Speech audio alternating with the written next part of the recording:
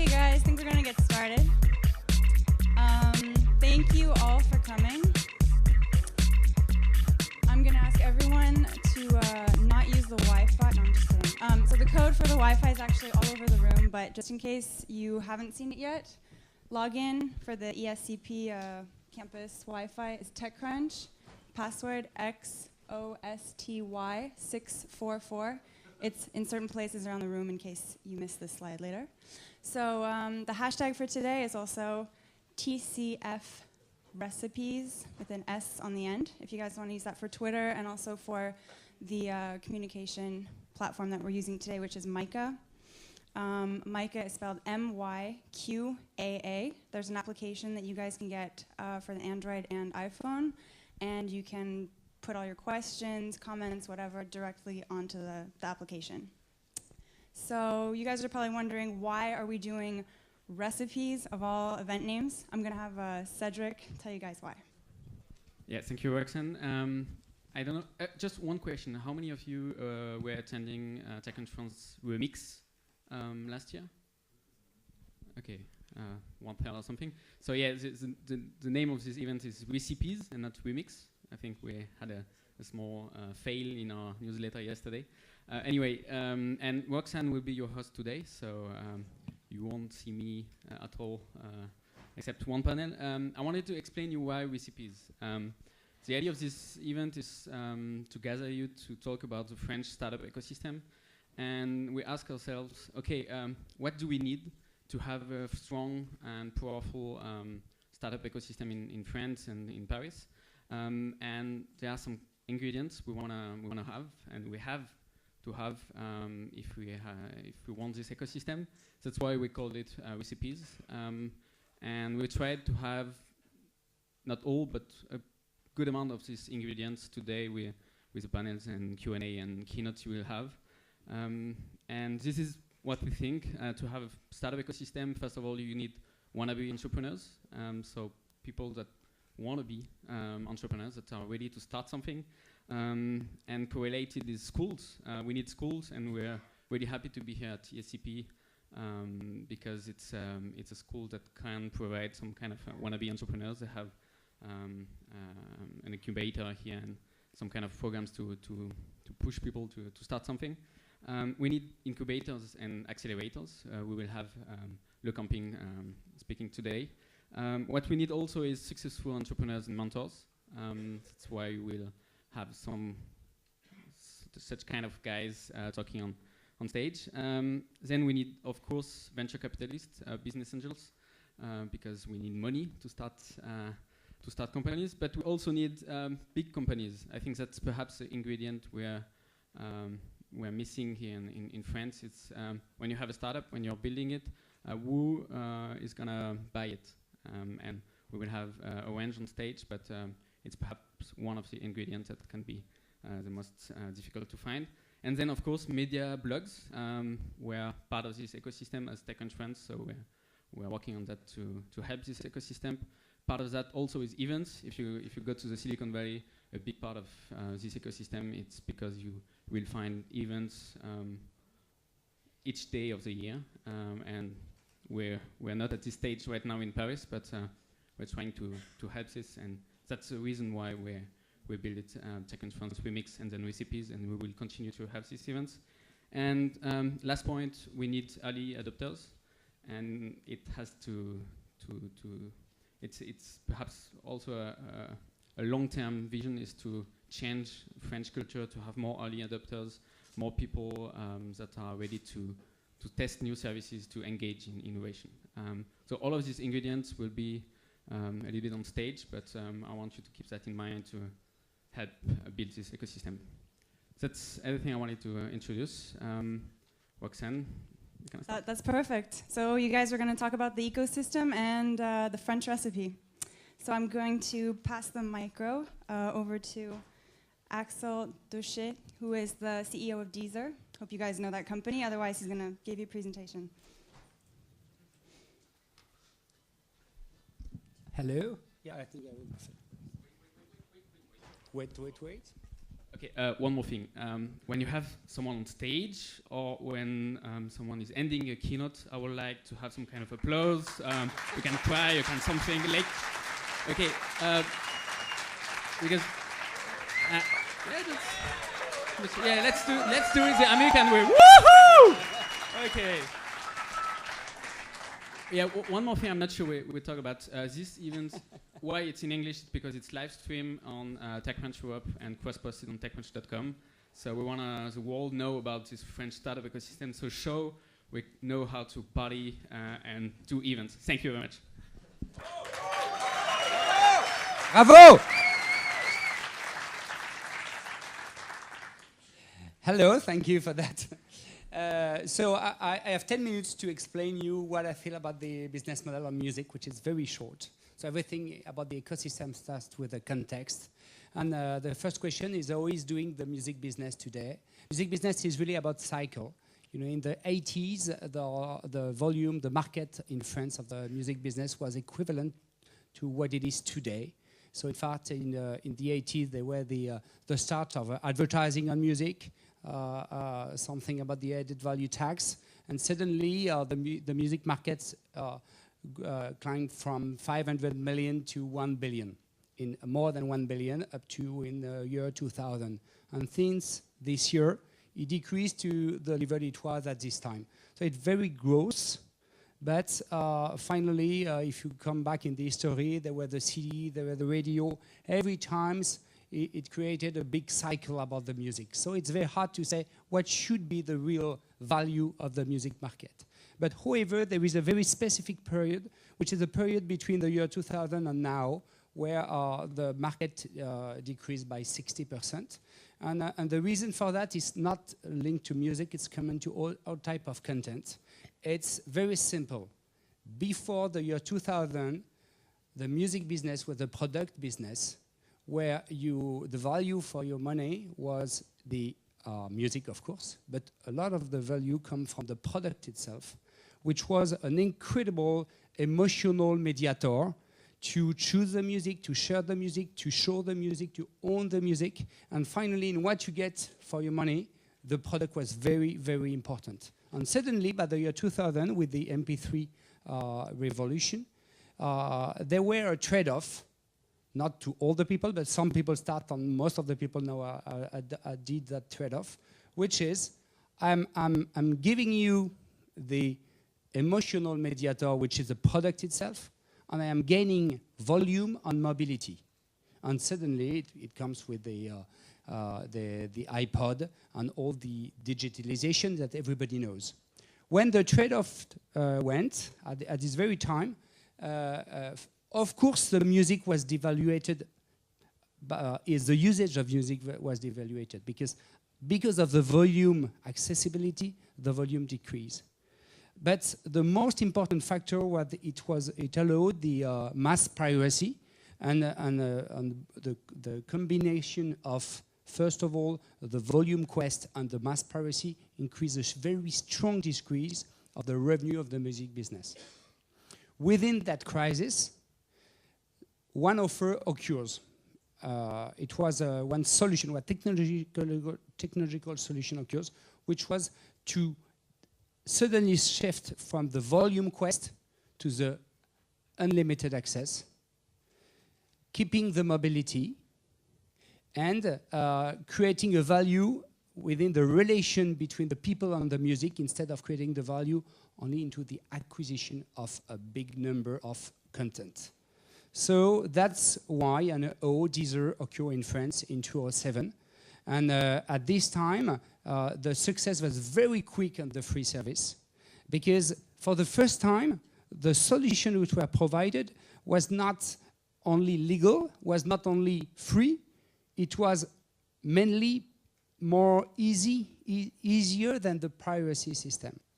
And the first thing I want to say today is the question is no more about whether it's legal or not. It's not yet whether it's the right value, should it be free or not.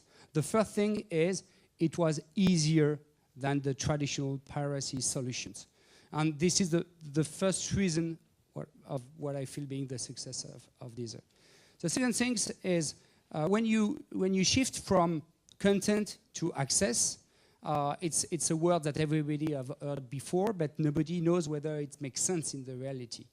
And when I joined Deezer 1 year ago, I was very, very skeptical about the idea that people were ready to pay to have an unlimited access on their mobile. You know, I was new in the market, so I was, let's say, just skeptical. Then I looked at the figures. When you are a free user in Deezer, you use it 1 year per 1 hour per month. Where when you are a premium subscriber, you are using 30 hours per month. We have when you are a subscriber, you have a satisfaction rate which is 86%. We have a churn rate after 3 months which is below 4%. And in addition to that, we have a try and buy where you can be a subscribe for 2 weeks free before becoming a pay subscribers. And the conversion rate were around 68%. So those figures are just unbelievable. Not due to me, I did nothing for that. But it was just unbelievable. So the question at this very stage became, okay, we have an incredible solution. The people who try it are incredibly happy with that. But finally, when I want to explain to anybody what is this solution, I need 10 minutes. And usually they fell asleep after 5. Nobody understood the exact benefit of it before using it. So came a new stake, which is how do you do the marketing for such a technological shift? And in that stake, we try by ourselves using our huge free usage, but we felt that there is an absolute need to have a volume booster to reach a critical mass, to become a mass market brand, and also to have a nationwide big marketing campaign. Without that, you can just miss the window. If you just do step by step with the best product at the moment where everybody is happy when you try it, if you don't find the right tricks to take the cycle, you can just miss it. So we were lucky. We made that deal with Orange, where all Deezer subscription offer were bundled within the connection offer, internet and mobile, from Orange. And the results was incredible. Generate something like between 100 to 150 new subscribers per month. So it was absolutely awesome in terms of impact, much more than Orange on us expected. And the satisfaction of the people who are using the system through Orange, again, it was a question because you had the early adopters really loving the products, but what about the people who did not really choose to have the music? They just have it within their connection system. Finally, the level of satisfaction is the same, and the level of usage is the same. And that's crucial when your added value is in a breach of usage. You need a bridge of communication to install it at a nation scope. So the thing is, again, it's about content. We were finally on a background of a decreasing market, of a problem of monetization, which created finally a proper environment to test new system. Second of all, we had this product that finally fit this market because of the level of satisfaction. And third of all, we found the big volume boost through Orange. But and today, it's very contributing. I told you that the music business today is around 500 million euro in France, which is not so much, but this is the size of the music business today. Today, the digital music contribution is 100 million in revenue. If you look in terms of margin contribution, is higher because you don't have all the cost of the products that you have in the traditional retail market. So finally, after these 10 years of decrease of the physical market, for the first year, you have now a sustainable and fast-growing digital market of the music, which will soon become 50% of the revenue, and after will become 80% of the revenue of the music business. And my bet is that the global volume will start back to re-increase in few years, and this will be the new cycle of the music business. Everything I told you is about France, where by chance Deezer took a big position. But what is the future on all this first step could be leverageable at an international level? The global music business is driven by two main considerations. The first one is a change of the geographical split of the music. Up to now, for the past 40 years, 80% of the total music was done in 7 countries. Spain and Italy not even being in those 7 countries. So very, very concentrated, with the US making almost 50% of it. So it was due to the over-concentration of the majors of the industry. It was also due to the fact that a lot of countries didn't have were very devastated by the piracy, but it was the reality. Tomorrow, all the geography will mix, and those 7 countries will represent only 50% of the global digital market. So it's an incredible chance to put a footprint, in countries which are not today a big stake for the industry, but they will generate a lot of growth, a lot of revenue tomorrow. The second main consideration about the future is the irresistible worldwide concentration of the distribution. Today, the music business is designed country per country with local retailer, local player, of course, worldwide major as suppliers, but local business. You know, and in fact, if you take France, you have 1,500 people working in the music business in France, and working with Carrefour, with Fnac, and so on. This is the music business in France. Tomorrow, 5 years from now, maybe 80% of the business will be done through 3 major players like Amazon, iTunes, Google, maybe Deezer, I don't know. Let's say big players worldwide with decision generally across the Atlantic. At this very moment, it will change everything in the music industry, because you will have a kind of a provincialization of the business with a low level of decision locally, and it will be a very, very big cultural change in the music business. So today, when I'm building my international route, I am really targeting all the country except the US, for instance, just to leverage the future growth. But also, I am really playing with the local players to be their best partner, not to be trapped by worldwide player tomorrow.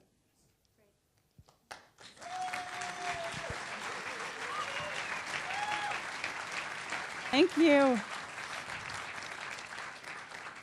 Wow, Cedric really woke you guys up. So we have time for just a couple of really quick questions. Is there anybody that would like to start? Question about the music industry online in France. I'm going to run around with the microphone.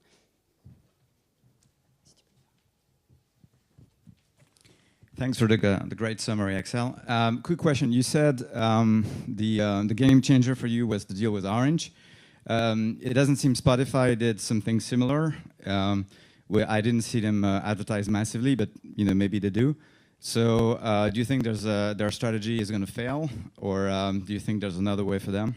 And just before you answer, if we could actually get you to introduce yourself. Yeah, sorry, I'm Guillaume de Cugis from Scoopit.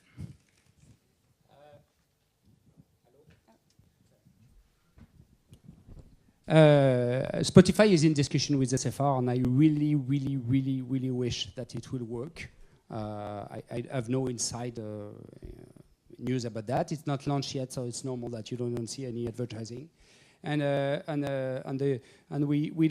we must not stay only with mobile operator. I'm also today working with a bank to integrate my premium offer within a bank offer. So you need to replicate this kind of system with different type of big distributors. Of course, there is very good interest to start with a mobile operator because the consistency is huge. It's not the only way. Retailers, bank, manufacturers, and telcos are the 4 usual suspects for that. Great. Do we have another question in the room?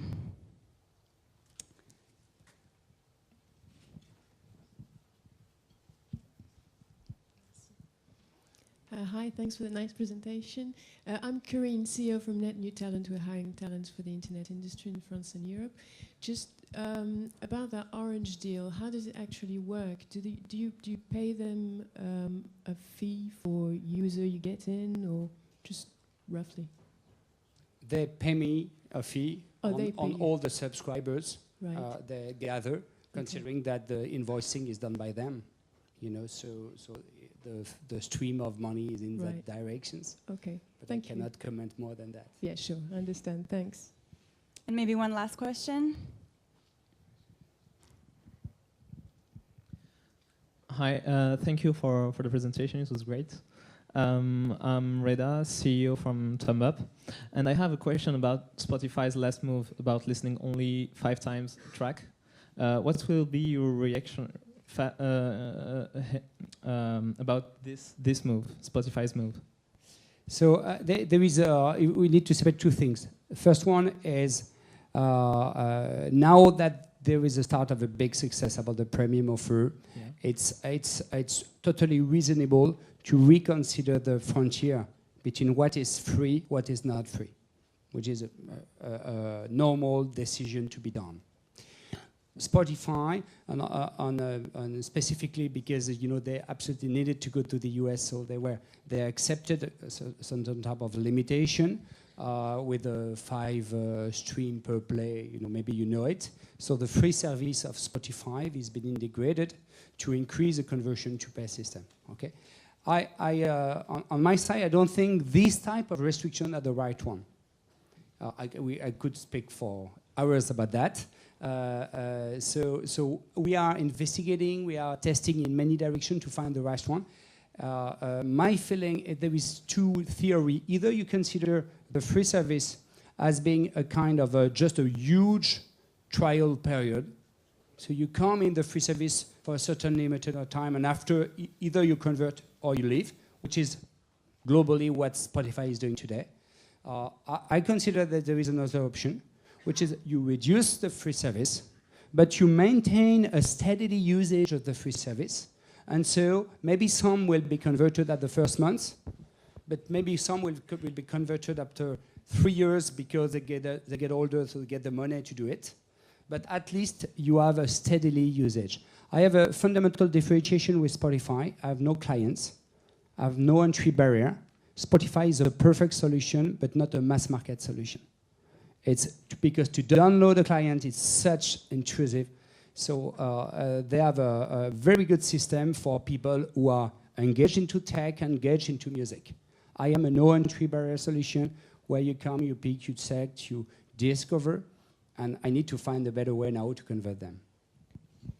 Okay, I think that's all the time we have for questions. So let's hear it for Axel. Thank you very much.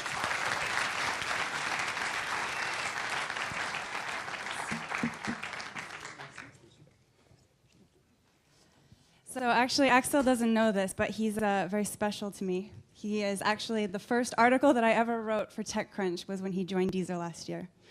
Thank you. So now that Mike from our dear partner TechCrunch Europe is here, I'm going to pass the microphone to him.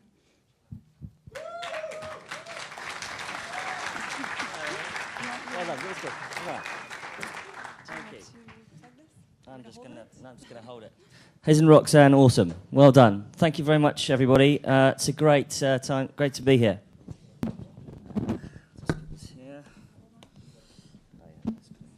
Is this online? Can I get a web browser? Not on this one. No, not on this one. No, I'm worried that I'll close it. Okay. Fine. So I have a. Is this on? Okay. Guys, maybe maybe kind of use this. Wanted to sort of say something to you guys about something I'm noticing and I'm a bit worried about. It's to do with platforms and the future economic prosperity of us, basically, of Europe and of countries and of individuals. And it's basically also very much to do with startups, because I'm getting worried that we are all building crap that is not going to have a longevity and a value. And we really, really need to start thinking about, really deeply thinking about the future of our platforms. So I just want to sort of basically do something really, really high level. You know, forget kind of individual startups. I'm not going to talk about VC. I'm not going to talk about, you know, applications or iPhone or Android or whatever. I just want to talk about something which I think is kind of important to do with the future. And it goes like this, basically. In the 19th century, as Europe raced to capitalize on the economic boom that was the Industrial Revolution, steam engines were at the heart of this change. Now, I haven't done any PowerPoint. You're going to have to imagine a picture of a steam engine in your mind on there. And steam engines powered the machinery that helped us mine for coal. They powered the trains that reduced journey times to a fraction of their previous length. Steam engines powered the early battleships that ultimately contributed to the First World War and then led to the combustion engine, you know, before the First World War, and powered all of that Industrial Revolution. But steam engines were built here in Europe. We built steam engines, just as everyone else did. So if we are to accept that today, in 2011, we are experiencing an industrial revolution in information, data and platforms, why is it that we are importing steam engines rather than making them here? Why are we using big platforms which are not made here? So allow me to explain. Since the early days of the technology industry, the software has had no borders. You would create your own software. Back in the day, before the internet, you hire a sales and marketing team, send them out on planes to market and license and sell licenses. Literally truck roll. Everybody getting out there on cars, boats, planes, selling licenses to software. Easy. In the era of platforms created by mass market consumers and business use of software as a service, software has become globalized to an even greater extent. In particular, companies which have leveraged very large markets like the US or China have created juggernauts of platforms that are almost unassailable. I'm thinking, of course, of companies like Facebook, Twitter, LinkedIn, Tencent in China, Renren, big platforms. No one needs to get onto a plane to access these platforms and build applications onto them. Third-party applications and entire startups have been built onto these platforms, and they leverage their mass market scale and easy access to consumers. We know this, okay? This is obvious. But why bother creating an entirely new social network when you can simply integrate Facebook profiles into your startup and let them deal with identity? Why would you? So who needs to get onto a plane? You don't need to get into cars or boats or anything like that. You don't need to do it. But unfortunately, gradually, we have come to realize that this is not the case. You see, in the old world of desktop software and client-server applications, software came with documentation, changed very slowly. When it changed, all the customers and third-party developers knew about it, and they could change and upgrade accordingly. That was the old model. In the new world of the API, documentation rarely keeps up with changes in the platform. How many times have you built something, an application, say on Facebook or Twitter, and they've gone and changed the API without telling anybody, and suddenly it doesn't work? It happens, right? So guess what? The people closest to the company that control the platform get to hear about the changes first. So if you sign a partnership agreement with Facebook or Twitter to get early access to changes to the platform, say as Y Combinator, the startup program, or C-Camp have, which allow their startups to benefit over others faster, or if you simply drive over to Facebook's HQ or Twitter and have lunch with an engineer that you know who's a friend, then you will have an advantage, won't you? So it turns out that these global platforms actually favor companies within their physical proximity, despite the global reach of the internet. And because the changes made to the cloud services so frequently, and because they're always being iterated, that the companies close to them, especially say in Silicon Valley, know what's going on months before the rest of the world, weeks, perhaps months. So it turns out we were duped into thinking this wasn't about geography. We thought that the internet was a global platform, but instead the platforms are being created very, very quickly and iterated very, very quickly in geographies we don't necessarily have access to. It turns out, in fact, that the fastest moving startups and tech companies are going to be the ones who have close relations, and I mean physically close relations, with the big platforms. So what are we going to do about it? Where are our platforms? So what are we going to do about it in Europe? And why are we importing steam engines when we should be making them ourselves? The US has platforms, China has platforms, where are ours? Xing, the LinkedIn competitor out of Germany, has been extremely disappointing as a platform. StudiVZ was a Facebook clone in Germany, disappointing. Future platforms are coming out of places like, we just heard about Spotify, which is obviously going to be a big music platform. SoundCloud in Berlin are trying to become the platform for audio, for sound, literally. Shall I ask you, can Deezer become the platform for music? It needs to. And we should note that in 2 years' time, the Russian internet sector, with 120 million potential users, will be the biggest internet market in Europe. Yandex, the search engine, is starting to invest in startups and build out its own platform. Chinese internet startups like RenRen are expanding into overseas markets in Asia, and who knows when they will go into other borders. And I think that also we need to recognize that the next platforms are probably going to be quite different to the ones that we have at the moment. Recently, writers like John Battelle have realized that the next generation of social networks probably won't look like Facebook at all. Just 2 minutes left. He said, just as Google had early dominance in lighting up a portion of the web, Facebook had early dominance in lighting up a portion of the world's social graph. But much like the dark web, there exists network upon network, not yet graphed by Facebook, waiting to be mapped, organized, and optimized for communication. And even Americans now are talking about the possible death of their own platforms. Could Twitter get MySpaced? Was a headline recently on TechMeme. Out of fear of the threat from Uber Media, Twitter has had to buy TweetDeck for $50 million. So clearly there are signs that in years to come there will be other threats to these big platforms. So that's going to create opportunities for entrepreneurs and for startups. One of the big questions of Tim Wu's path-breaking book, The Master Switch, is that every American information industry, beginning with the telephone, has eventually been taken captive by some kind of monopoly or cartel, think platform.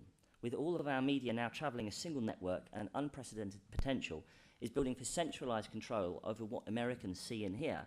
And could history repeat itself with the next industrial consolidation, the next industrial revolution, the one we're living in now? Could the internet come to be ruled by one corporate leviathan in possession of the master switch? That's the title of the book. And this is a platform issue. So, ladies and gentlemen, that's all I wanted to say. I say to you now that we must now build our own steam engines, okay? Thank you.